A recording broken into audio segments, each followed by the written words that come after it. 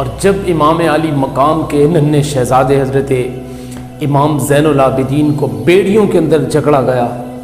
اور اس کے بعد آپ کو جب دربار یزید کے اندر لایا گیا تو آپ سے یزید کہنے لگا کہ ہے امام زین العابدین، میں آپ کی ہر بات کو ماننے کے لیے تیار ہوں، آپ جو بھی کہیں گے میں ماننے کے لیے تیار ہوں، میرا مقصد ہرگز ان کو قتل کرنا نہیں تھا، میرا مقصد ان کے ساتھ ظلم و ستم کرنا نہیں تھا، یہ تو فلاں نے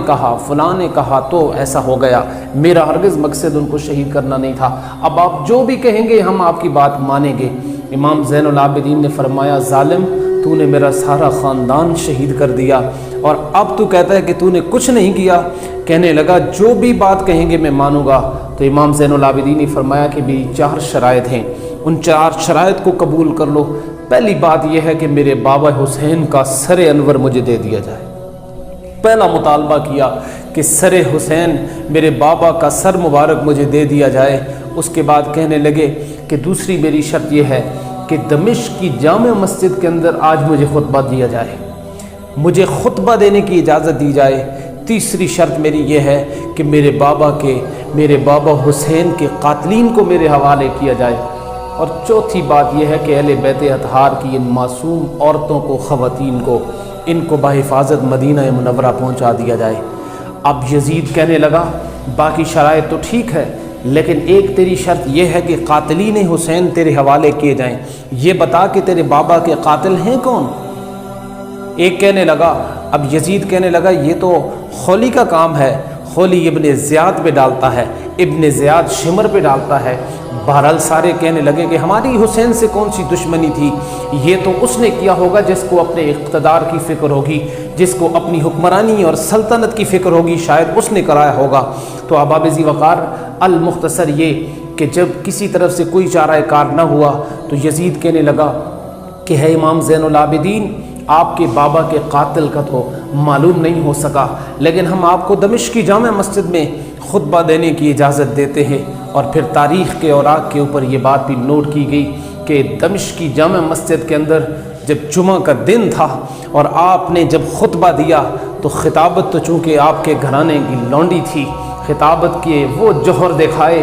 کہ وہاں پہ بیٹھے ہوئے دمشق کی جامع مسجد کا کوچہ و بازار بھرا ہوا ہے، ایک ایک جگہ اس کی بری ہوئی ہے، لوگوں کا ہجوم ہے۔ اور جب سید الشہداء کے اس ننھے شہزادے نے وہاں پہ 14 یا 15 برس کی عمر میں خطبہ دیا تو پوری مسجد دمشقی ہلنے لگی، کانپنے لگی، رونے لگی، آہیں بھرنے لگی۔ جب اہل بیت اطہار کے فضائل نبی صلی اللہ علیہ وسلم کے اس ننھے سے نواسے نے سنائے تو پوری مسجد کے اندر کورام مچ گیا۔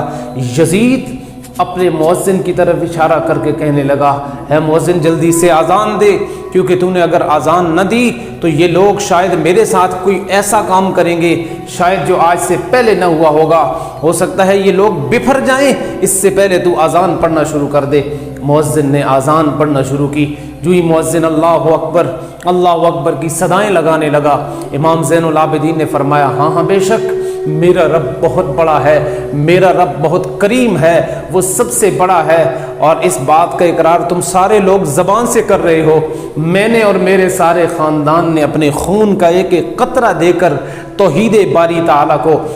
کے لیے جو ہے نا وہ اپنے خون کے نذرانے پیش کیے ہیں۔ اور پھر جب مؤذن اشہد ان محمد الرسول اللہ پہ پہنچا تو مؤذن جب یہ اذان کے الفاظ پڑھ رہا تھا، آپ نے فرمایا ہے مؤذن تجھے اس نام کا واسطہ جس کے نام کی تو اذانیں پڑھ رہا ہے، تھوڑی دیر کے لیے خاموش ہو جا۔ جب مؤذن رکا تو آپ یزید کی طرف مخاطب ہوئے اور یزید کو مخاطب کر کے فرمایا کہ ہے یزید یہ بتا، یہ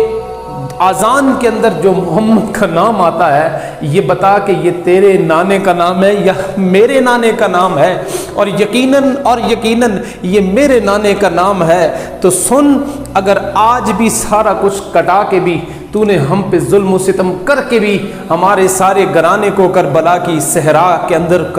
قربان کرنے کے بعد بھی، شہید کرنے کے بعد بھی، سن آج بھی دیکھ کہ مسجد کی اذانوں کے اندر، مسجد کی اذانوں میں، نمازوں میں دیکھ نام پھر بھی محمد عربی کا یا آتا ہے یا پھر اہل بیت اطہار کا آتا ہے۔ تو اگر آج بھی ہمارا نام زندہ ہے، آج ہمارے نبی کا نام آج بھی زندہ ہے، اہل بیت کے اوپر درود و سلام آج بھی زندہ ہے، تو پھر سن